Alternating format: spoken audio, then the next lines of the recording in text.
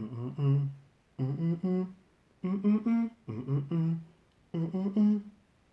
know that theme.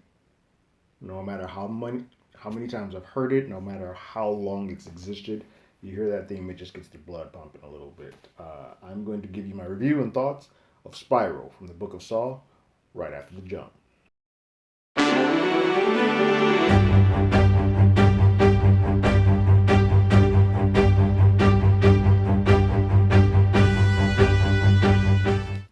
Hello, everyone. Terrence here with Hollywood Already Did. If you haven't already, go ahead, like, share, subscribe to the channel, ring that bell below. Anytime we have something, you will be among the first to know. I did it, folks. I did it. It's been a while, but I have gone back to a theater. Wife and I went to go see the theater to go see Spiral, Book of Saw, which is fitting because that has been a movie. Even though she desperately hates horror movies, it has been our a bit of a history of us going to the midnight shows while we were dating to post dating to marriage to whatnot, of seeing these Saw films at midnight. And so that is in Jigsaw and all of that stuff. So it's been sort of a routine. So it is fitting that the first film back to a theater and get that theatrical experience was Spiral, Book of Saw. What's interesting is sort of acts more as instead of a sequel to Saw. Even I think it's people put it on the Wikipedia page and all that stuff is in the lineage of Saw, but this isn't technically Saw 9 because outside of being a copycat, which that's sort of given that I'm not spoiling anything with that.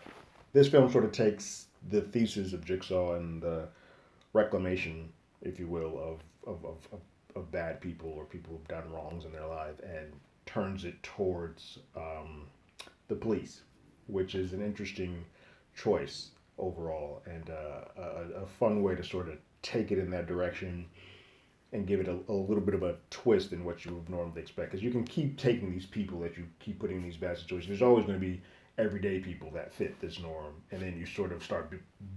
Saul's got into this world where it's building Jenga blocks on top of Jenga blocks, where it stops being sort of believable. All right, hold on, I pull the thread. Too many of these things don't make sense. So we're sort of starting a story B over here with Spiral and taking a look at the police department, which I think is in these times is a fitting kind of way to do it. I will say off bat, I dug this movie way more than I thought I would.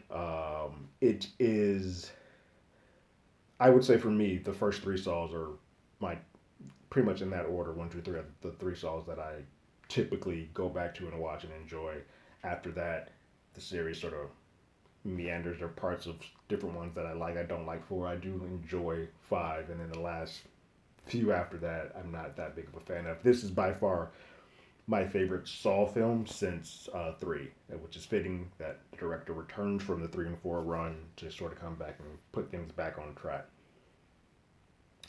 Uh, I don't want to spoil anything, although I think this, for the most part, is a little predictable. You can sort of pick where this is going if you've sort of followed any crime dramas or police dramas, but this is very much a grizzled like crime drama that happens to be along the world of Saw while dealing with some social topics such as police corruption and bad policing. I think Chris Rock is really solid in this. I think it's fun to have want to be a black lead about police corruption is very interesting. But I think there are scenes that sort of just get the rapport of what this film is. It just feels more for me energetic and lived in than a lot of the things that I got from Wahlberg in three and all, I mean Wahlberg in four and two, and sort of getting that world. Like I can relate to this character more than I could some of the other ones. So there's a sequence in here where he's walking with his new partner and he's just shooting the shit about life and relationship and love. It seems irrelevant to the movie, but it worked for me because it gave me sort of a this is who this guy is, this is who he would meet to his new rookie partner, and it just worked to give me a little insight into who he is as a man. And I it's just a small thing, but I dug it. Of course, that's not why you're here for Spiral. You're here for the blood, guts, and the traps. There are some just gruesome traps in this. I'm not going to spoil anything, but there are two that even me, who have seen all these films and don't really get that squeamish, I had to kind of like, well, Jesus, that there's a lot. And there's one that I really thought was inventive and enjoyed with Glass. That was that's pretty it's pretty badass, and I dug that. I think the actual story and the story beats and how everything the plot sort of goes along works.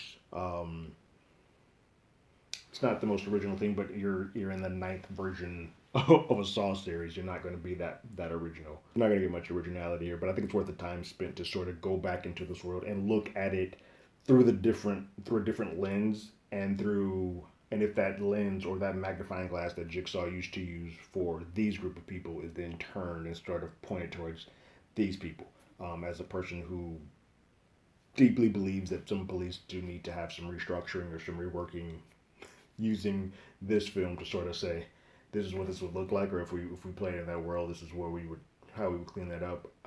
It's interesting, and it also posits some questions. You're like, yeah, we are getting rid of these folks in some very gruesome ways, but perhaps not completely incorrect. Obviously, you get to play with the theme again, and they put it in at some key times. There's a huge little wink, wink, nod, nod to the original where the theme first starts. The first time that you actually hear the theme, the original theme in its entirety, sort of plays in, creeps in, and you're like, that's where you're going. But then it comes back in. I dug it. It's a fun little wink and nod and to the original. If you're a fan of the series, I think you'll dig that. I will say this, and this is where this gets, I think, the lack of originality. I think pacing sometimes gets to be a bit of an issue. It didn't bother me. I never felt like I was wasting time, but I think there could have just been tightened up a little bit. Mainly because they're trying to red herring us towards a one person when it logically doesn't make sense for it to be that person instead of going towards another. Um, that's where the pacing sort of gets a little bit, it gets a little tripped up. But I didn't mind that. That sort of always happens with these Saw films, especially the first one. But I think when you're dealing with it's essentially a crime drama, a crime thriller first, the there's a big gap between the first trap and then the second time that we see somebody put in trap. There's a lot of exposition, a lot of story that gets done in. It's a weird thing too to be the first of a series to do so many flashbacks and stuff. Odd way of explaining things, and I know Saul did it, but it felt like that became more of a trope in the threes and fours more so than the ones and twos. Twos does it to sort of explain the reveal. This one is doing it to show actual character beats, and it's a bit jarring to keep doing that from time to time. Although there's a purpose for it. When it all plays out, you'll understand that. But I think the biggest thing for me is if we're going to posit the question of what if there was somebody going around trying to clean up the police department, I think we need to lean in a little bit more onto the corruption of the police. It just sort of thinly veils at some of it, like, oh, this cop killed somebody who was going to testify, but then there's other crooked cops who like have killed somebody at a traffic stop and done this and that. I would like to lean a little bit more into that, and hell, well, if we're being topical, let's go and get even more topical and sort of play in that Blue Lives Matter stuff. You would offend some people, so I get why you don't do it, but it just, if we're going to go there, and this is where you're trying to be Saw, but doing a topical Saw, I think you can lean in just a bit more to make one to make your to split yourself so much from that Saw series, but to also make yourself stand out a little bit more. Because even at the best, while you're just kind of thinly painting with not a paintbrush, but you're kind of just like a fan. You're taking paint, putting on a fan, the fan feathers, or like a feather duster, and just kind of spraying around. That's sort of what this is doing with the way that they handle the police stuff. When you're doing it so lightly, then you become more and more a one-to-one with some of Saw. This film overall isn't good enough to be in the upper tier of the Saw films. I think 1, 2, and 3 are in there, but I think it's very much in that 5. It's between 3 and 5 for me, and so it is definitely better than the last couple in Jigsaw. Like I think that the stuff is those are just so for the most part unwatchable.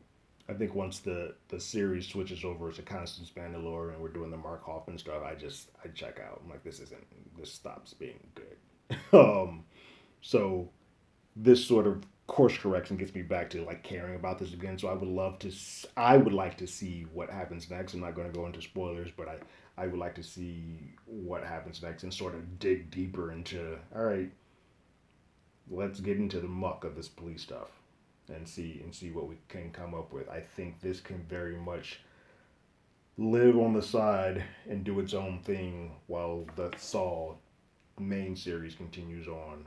But this is a fun little spin-off that I would like to spend a little bit more time. Now, I don't think it needs to go to the point where it's doing 7, 8, or 9 of that, but I think we can get 2 more out of this and sort of dig deep into and some topical stuff with the police. I'm not mad going back to this world because I think it's a world worth investing in. And you don't really get many horror franchises that can kind of play in some of the topical things at the same time. You know, Saw sort of did it with insurance policies and medical stuff. I forgot which one, but there's so many. But one of those sort of tackles that. So I know they've done it before, but this feels good because you're getting away from all the weight that series has and all the ties it has, and sort of doing your own thing, so you can start afresh here. I liked it. I didn't love it, and I've seen some people hate it. Teach their own. I don't think this is anywhere near the bottom or even the middle pack really of the sauce. It's towards the upper part for me. It's just like right below those first 3. But I would love to go to this world again. And I would like to see what Chris Rock, even if he's not around, because I don't want to spoil anything, but even if he's not around as a producer, just what his brain sort of comes up with Darren and the rest of those guys to sort of keep this branch off going. What did you guys think of Spiral from the Book of Saw? Go ahead and leave your comments in the comments below. If you haven't already, you can follow us on Twitter at HollywoodADI. You can hit us up on email at HollywoodAlreadyDidIt@gmail.com. We also have a podcast with the same name that's on Google Podcasts, Spotify, Apple Podcasts, any other place podcasts. We will probably be just talking about Spiral in length and with the rest of the Saw series as a franchise on our next episode, whenever that goes out. But like always, I got my ticket. You got yours.